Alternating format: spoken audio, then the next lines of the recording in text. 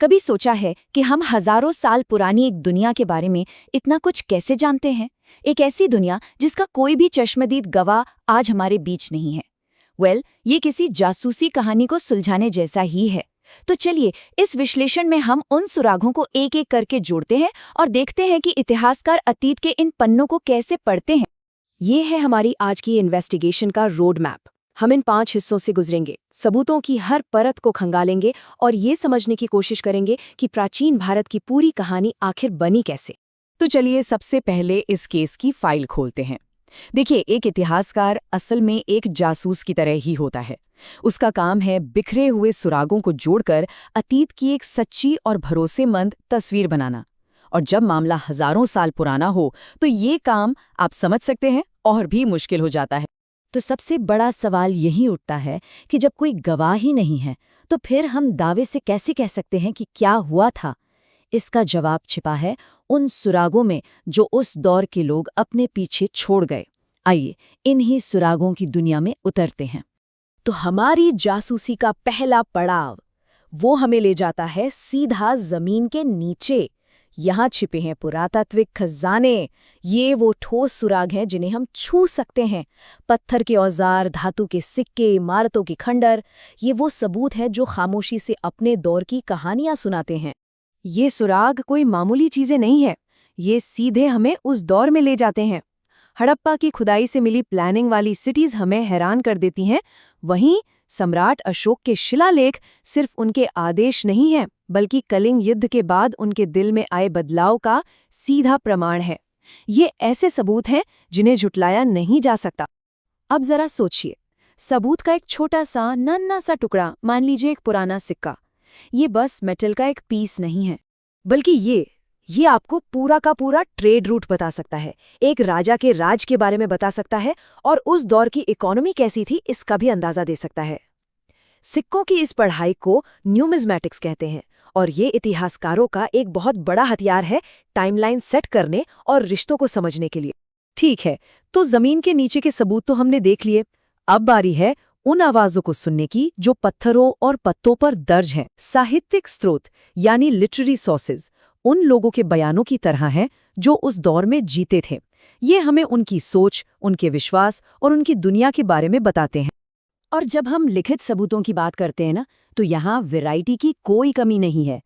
एक तरफ वैदिक साहित्य है जो हमें आर्यों के समाज और धर्म के बारे में बताता है, तो दूसरी तरफ बौद्ध और जैन ग्रंथ हैं जो उस दौर के आम लोगों की जिंदगी की झलक देते हैं। हर किताब इतिहास की एक अलग खिड़की खोलती है। इसे ऐसे समझिए, एक तरफ है धार्मिक ग्रंथ जो हमें बताते हैं कि लोग क्या मानते थे, पूजा पाठ कैसे करते थे, और दूसरी तरफ है अर्थशास्त्र जैसे ग्रंथ जो हमें बताते हैं कि एक राज्य कैसे चलता था, कानून क्या थे और टैक्स कैसे लिया जाता था। दोनों को साथ में पढ़ने पर ही पूरी तस्वीर साफ होती है। अब शायद ये सवाल उठे कि रामायण और महाभारत जैसी कहानियों का क्या? यही तो असली जासूसी का काम आता है। इतिहासकार इन महान कथाओं में से पौराणिक कहानियों को हटाकर उस दौर के समाज, परिवार और राजनीति से जुड़ी कीमती जानकारी निकालते हैं। अब तक हमने जो भी सबूत देखे वो अंदर के थे। अब वक्त है एक बाहरी नजरिए का, एक थर्ड पार्टी विटनेस का। ये हैं वो विदेशी यात्री जो प्राचीन भारत आए और उन्होंने जो देखा उसे अपने रिकॉर्ड्स में लिखा। ये हमें एक ऐसा पर्सपेक्टिव देते हैं जो बिल्कुल अलग और बहुत कीमती है। और ये कोई 1-2 साल की बात नहीं है, सदियों से लोग भारत आते रहे हैं। जैसे यूनान से आए मेगस्थनीज जिन्होंने मौर्य साम्राज्य की शान देखी, फिर सदियों बाद चीन से आए फाहियान जिन्होंने गुप्त काल के समाज को देखा, और फिर हुएनसांग जिन्होंने नालंदा यूनिवर्सिटी की महानता का अनुभव किया। तो इन यात्रियों ने ऐसा क्या खास देखा? इन्होंने वो चीजें नोटिस की जो शायद यहाँ रहने वालों के लिए आम बात रही होगी। मेगस्थनीज ने मौर्य एडमिनिस्ट्रेशन के बारे में इतनी डिटेल में लिखा है जो हमें कहीं और नहीं मिलता। और फायान और हेनसैंग के बिना हम गुप्त काल के समाज और बौद्ध धर्म को शायद इतना अच्छा कभी नहीं समझ पाते। तो अब हमारे पास हर तरह के सुराग हैं, जमीन से निकले सबूत, पुरानी किताबें और बाहर वालों की बातें। लेकिन एक अच्छा जासूस क्या करता है?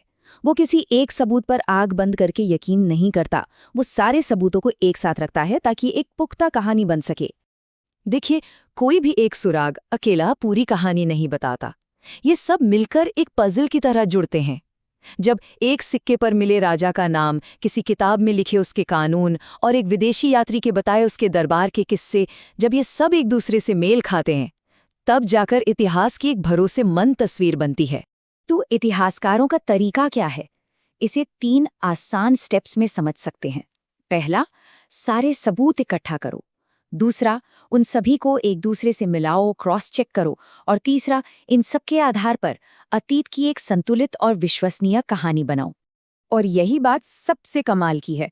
प्राचीन भारत की जो तस्वीर हमारे सामने है, वो किसी एक सोर्स से नहीं बनी है, बल्कि इन सभी को एक साथ बुनकर तैयार की गई है। यह पुरातत्व, साहित्य और विदेशी खातों के टुकड़ों को जोड़कर बनाई गई एक बड़ी और खूबसूरत पहेली की तरह है। और जाते जाते मैं एक सवाल छोड़कर जा रहा हूँ।